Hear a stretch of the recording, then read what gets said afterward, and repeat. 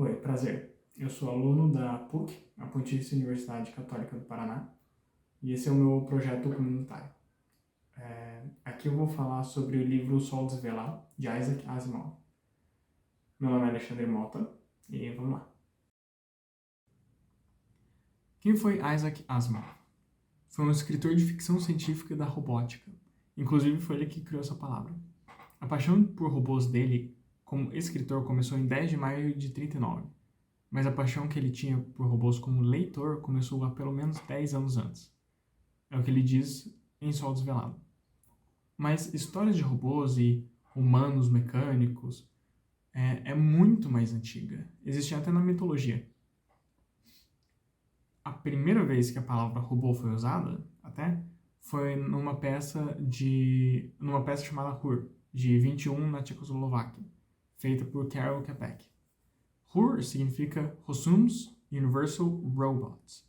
E nessa história, Rossum era um cientista, mecânico, que criava robôs para fazer o trabalho dos homens e deixá-los nesse ócio de criatividade. Acontece que os robôs se rebelaram nessa história. Essa ideia do mundo acostumado com a serventia dos robôs não é algo muito novo.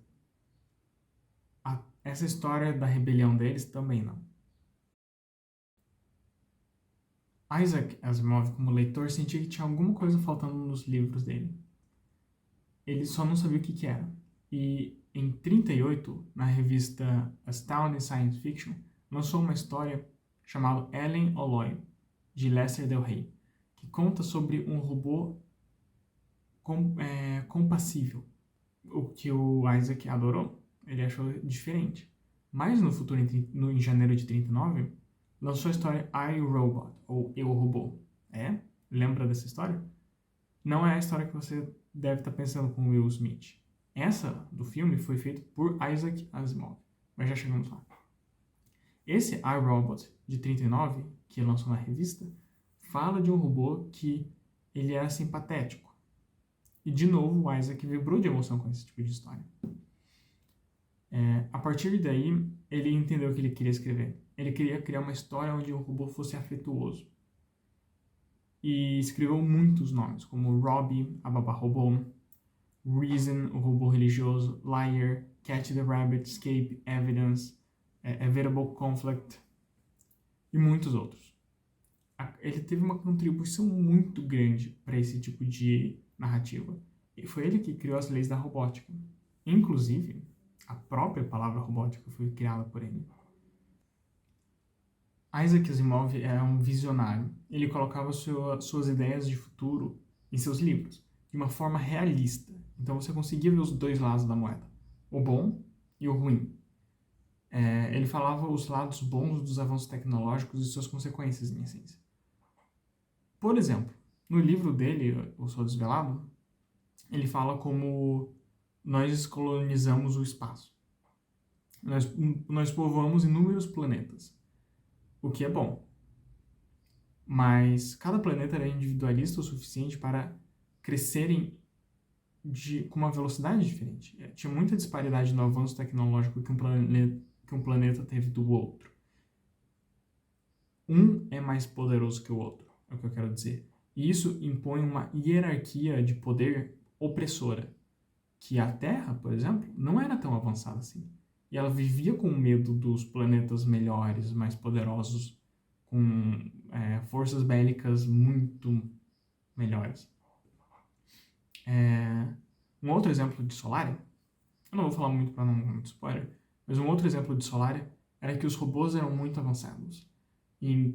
O que é bom, mas em consequência, os humanos ficaram muito acomodados, começaram a ter muito menos humanos, a qualidade das profissões se tornou essencialmente medíocre, os psicólogos não entendiam o que estavam falando, os médicos não entendiam muito bem o que estavam falando, porque era tudo meio que para os robôs.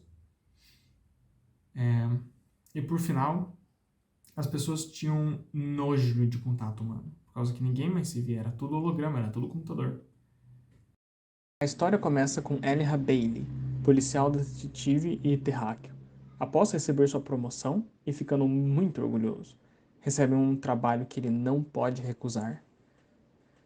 Ele precisa solucionar um caso em um planeta politicamente hostil com a Terra. É um trabalho difícil por muitos motivos. Será o primeiro terráqueo a pisar em Solária. Ficará muito longe de casa, de sua mulher e família em geral. Ficará em contrapartida muito próximo do Sol.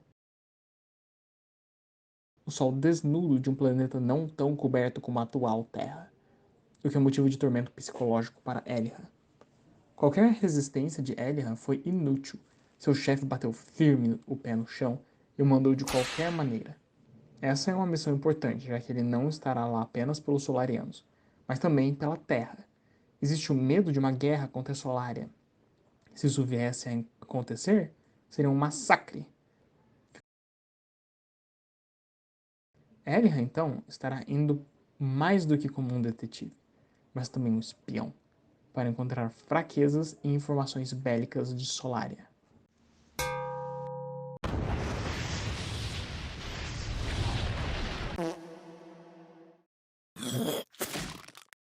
Chegando em Solária, ele é designado a um parceiro, seu amigo robô antigo R. Daniel Oliver, robô de um planeta mais avançado que Solária, construído para ser extremamente fiel à anatomia humana, a ponto de não ser diferenciado como tal.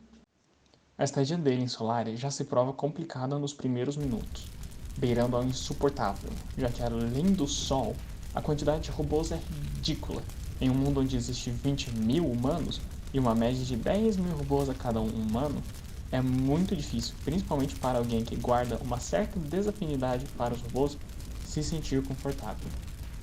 O caso em si é sobre o assassinato do fetologista Rikaine Delmarre, em sua própria casa. A opinião dos solarianos é unânime quanto a isso, e todos direcionam a culpa em sua mulher, por causa do fato de nenhum solariano se ver, apenas se olhar.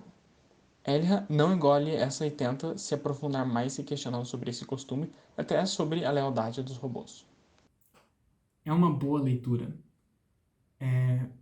Às vezes é meio difícil ver uma obra verdadeiramente criativa. Tem tantos que você sente que são histórias recicladas, mas em Sol Desvelado não. E não entenda mal, não é novo uma história de robô, ficção científica, de mundos avançados, mas a apresentação é. O jeito que foi criada a narrativa dentro da história. É um mistério. E, além dela, o único nome de mistério com robô e ficção científica é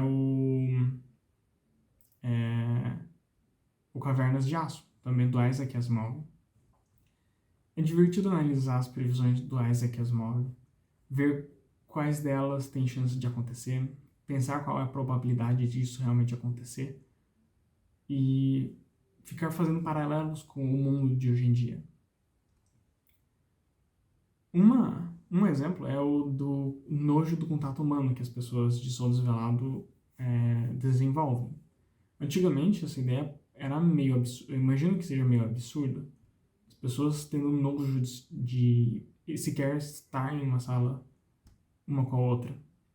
E hoje em dia, depois de todo o problema que o Covid-19 nos trouxe, e as adaptações de home office e distanciamento, essas comunicações globais, a gente vê que realmente estamos caminhando a essa direção.